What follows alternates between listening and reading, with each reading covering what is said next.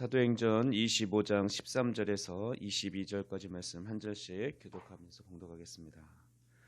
수일 후에 아그리빠 왕과 버니게가 베스도에게 문안하러 가이사랴에 와서 여러 날을 있더니 베스도가 바울의 일로 왕에게 고하여 이르되 벨릭스가 한 사람을 구류하여 두었는데 내가 예루살렘에 있을 때 유대인의 대제사장들과 장로들이 그를 고소하여 정죄하기를 청하기에 내가 대답하되 무릇 피고가 원고들 앞에서 고소 사건에 대하여 변명할 기회가 있기 전에 내주는 것은 로마 사람의 법이 아니라 하였노라.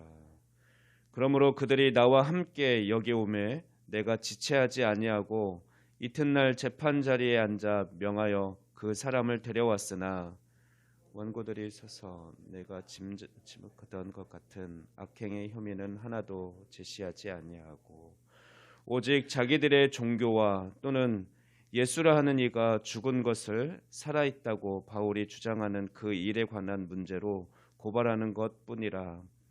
내가 이 일에 대하여 어떻게 심리하는지 몰라서 바울에게 묻되 예루살렘에 올라가서 이 일의 신문을 받으렸냐 한즉 바울은 황제의 판결을 받도록 자기를 지켜주기를 호소하므로 내가 그를 가이사에게 보내기까지 지켜두라 명하였노라 하니 아그리빠가 베스도에게 이르되 나도 이 사람의 말을 듣고자 하노라. 베스도가 이르되 내일 들으시리다 하더라. 아멘. 네, 오늘 본문은 베스도 총독이 아그리빠 왕에게 자신이 재판한 내용을 상담하는 내용입니다. 베스도 총독이 바울의 상소를 결정했을 때 베스도에게 두 명의 손님, 즉 아그리빠 왕과 그의 여동생인 버니게가 찾아왔습니다.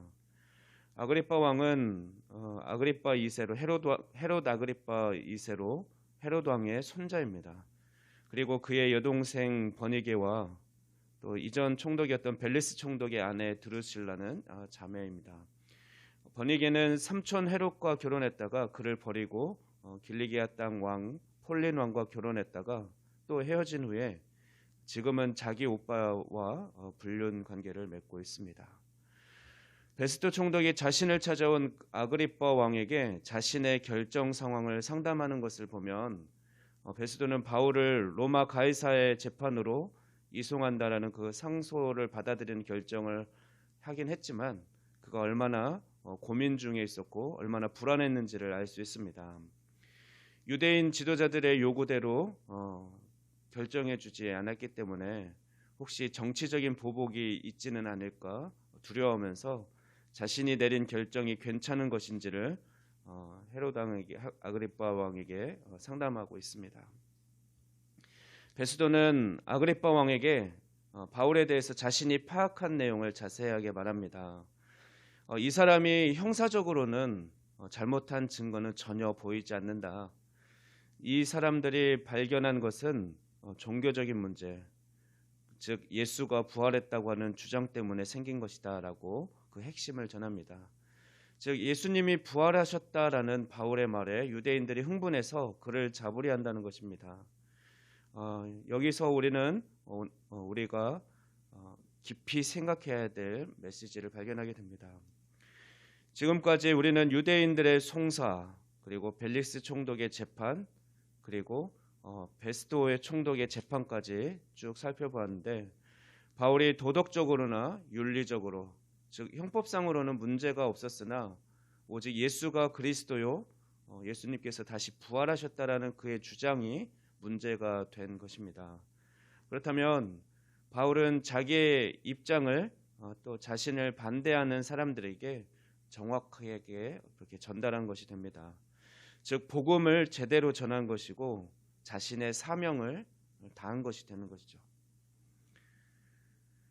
우리는 대부분 우리가 겪는 어려움이 내 자신의 욕심이나 내 자신의 허물 때문에 비롯된 것인데 바울은 예수님을 위해 고난을 받고 있는 것이고 또 감옥에 갇히기도 한 것이고 또 지금 현재 유대인들에 의해서 죽을 위기에 처해 있는 것입니다.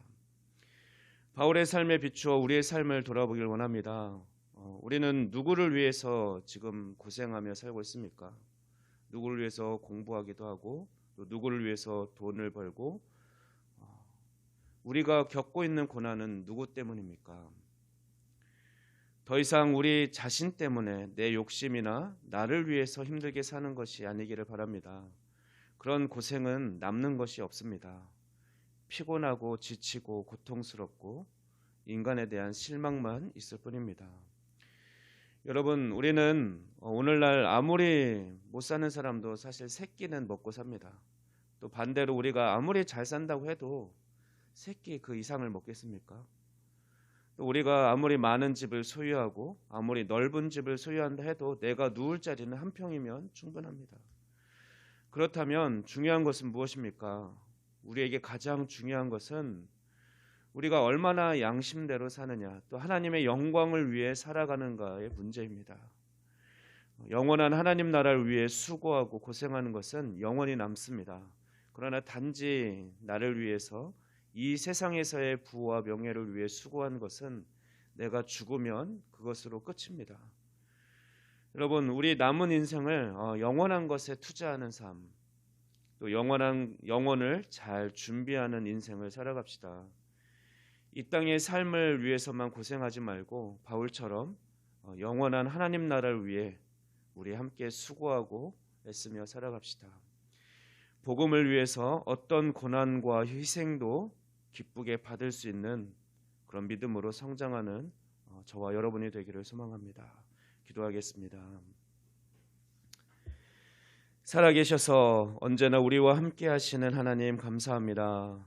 오늘도 새날을 허락해 주시고 말씀과 기도로 하루를 시작하는 은혜를 주시니 감사합니다. 오늘 말씀처럼 우리가 세상의 판단에 귀 기울이고 그 기준에 맞추려고 애쓰며 수고하는 인생이 아니라 오직 우리의 영원한 재판장 되신 하나님과 하나님의 나라를 위해 수고하고 애쓰는 그런 복된 삶 되게 하여 주시옵소서. 우리를 신실하게 인도하시는 하나님의 은혜에 감사드리며 우리 주 예수 그리스도의 이름으로 기도하옵나이다. 아멘.